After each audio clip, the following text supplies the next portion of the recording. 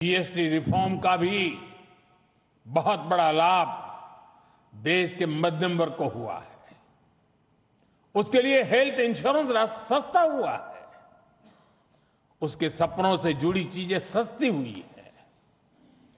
इन प्रयासों का परिणाम है कि आज देश का मिडिल क्लास अनिश्चितताओं से मुक्त हो रहा है। वो भरपूर आत्मविश्वास के साथ देश की विकास यात्रा को गति दे रहा है। साथियों, हमारे लिए दल से हमेशा अगर बड़ा कुछ है तो हमारा देश है। दल से बड़ा देश है। और जब नेशन फर्स्ट, देश प्रथम की भावना से काम होता है तो कोई भी निर्णय कठिन नहीं होता। इसलिए ऐसे फैसले जिन्हें पहले असंभव समझा जाता था, जो देश के सुरक्षित भविष्य के लिए अनिवार्य थे, हमने बहुत ही सधे हुए तरीके से उन फैसलों को भी लिया। पहले सरकारें आर्टिकल 370 की बात करने से डरती थी। हमने उसे खत्म करके पूरे देश में एक संविधान लागू किया। पहले नॉर्थ ईस्ट से बम, बंदूक और ब्लॉकेट जाने का नाम नहीं लेते थे। हमने नॉर्थ ईस्ट में शांति भी लौटाई और स्थिरता भी लेकर आई। पहले भारत आतंक के हमलों के बाद चुपचाप दर्द सहता रहता था। हमने आतंकवादियों पर सर्जिकल स्ट्राइक की, एयर स्ट्राइक की। ऑपरेशन सिंदूर में दुनिया ने भारत का सामर्थ्य देखा।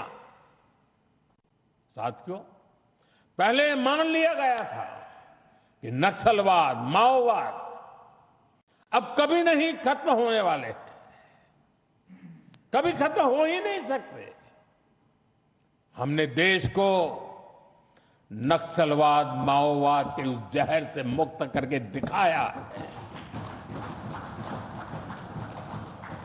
साथियों, महिलाओं को आरक्षण, 3 तलाक के खिलाफ कानून, सीएए का कानून, भारतीय न्याय संहिता, सैनिकों को 1 रैंक 1 पेंशन। एनडीए सरकार राष्ट्रहित में कोई भी काम करने से पीछे नहीं रही और हम सभी को इस बात पर गर्व है। मैं आज देश को फिर आश्वस्त करूंगा, देश हित के बड़े फैसलों का ये सिलसिला और भी तेज होगा, तेज गति से आगे बढ़ेगा। साथियों, बीते 12 वर्षों में देश ने जो कुछ हासिल किया वो दुनिया देख रही है। लेकिन अब हमें अपनी दृष्टि आगे की ओर रखनी है।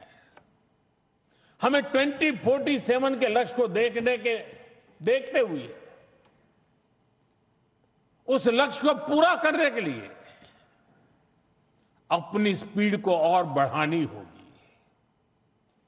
हमारा बेंचमार्क अब यह होना चाहिए कि बीते 12 वर्षों में जो स्पीड और स्केल हमारी रही है, उसको हम और अधिक बड़ा और व्यापक कैसे बना सके।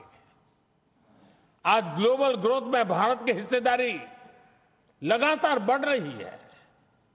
इसलिए भारत को अब ग्लोबल पैरामीटर्स, ग्लोबल कंपटीशन और ग्लोबल पर्सपेक्टिव देखना है। दुनिया भारत से सॉल्यूशन चाहती है। दुनिया भारत में वैश्विक सप्लाई चेन का एक भरोसेमंद पार्टनर देख रही है और हमें दुनिया की इन अपेक्षाओं पर खरा उतरकर दिखाना है। हमें यह समय गंवाना नहीं है और मैं बार बार कहता हूं, यही समय है, सही समय है। सच में फ्यूचरिस्टिक टेक्नोलॉजी में खुद को श्रेष्ठ रखना है। हमें सिर्फ दुनिया जैसा नहीं करना, हमें दुनिया से एक कदम आगे रहना है। अब जैसे एनर्जी सिक्योरिटी है, बीते 12 वर्षों में हमने ऊर्जा में आत्मनिर्भरता के लिए अभूतपूर्व काम किया। मैंने लाल किले से समुद्र मंथन अभियान की घोषणा की थी। ये बहुत ही महत्वाकांक्षी मिशन है। बीते दिनों में ऑयल एंड गैस के एक्सप्लोरेशन को लेकर काफी पॉजिटिव खबरें आ रही हैं।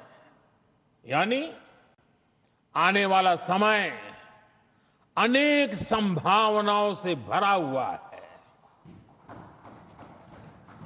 और हमें हर संभावना का पूरा फायदा उठाना है। साथियों, अब हमें 500 गीगावाट रिन्यूएबल एनर्जी के टारगेट को जल्द से जल्द पूरा करना है।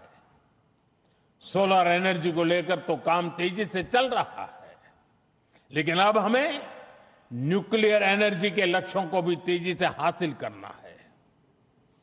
अभी हमने दुनिया को दिखाया है कि Bharat fast breeder reactor technology में कितना आगे पहुंच गया है। ये टेक्नोलॉजी हमें न्यूक्लियर एनर्जी में आत्मनिर्भरता की तरफ ले जाएगी। इसी तरह ग्रीन हाइड्रोजन और ग्रीन एमोनिया के मामले में भारत बहुत तेजी से काम कर रहा है। आने वाले समय में ये टेक्नोलॉजी भारत को ग्लोबल ग्रीन एनर्जी मैप में सबसे प्रमुख बना पाएगी और ये नाम बनना पक्का है। साथियों, आज बड़े एक्सपर्ट्स भी का भी अनुभव है कि जिन देशों ने मैन्युफैक्चरिंग के पूरे इकोसिस्टम पर 80-90 के दशक में काम किया, उन्हें उसका फायदा इस सदी में मिलना शुरू हुआ।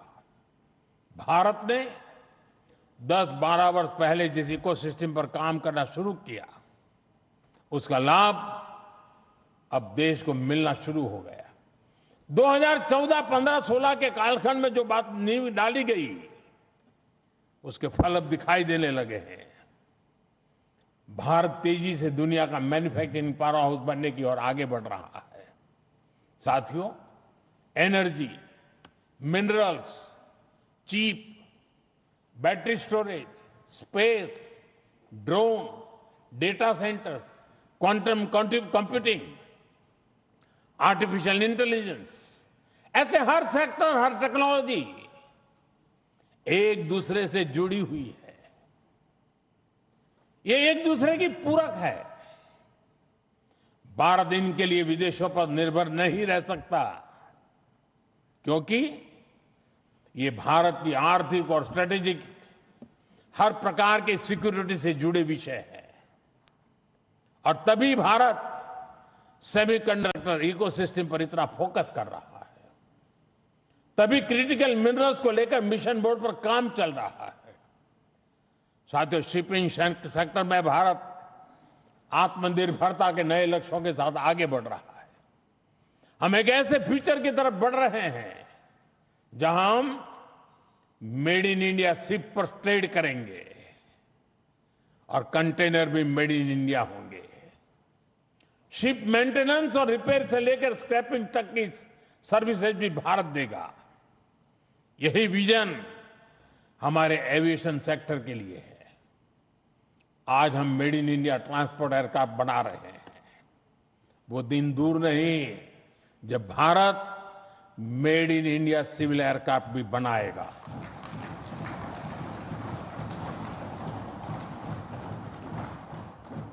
देशवासी मेड इन इंडिया विमान में ही यात्रा करेंगे, वो दिन मैं देख रहा हूं दोस्तों।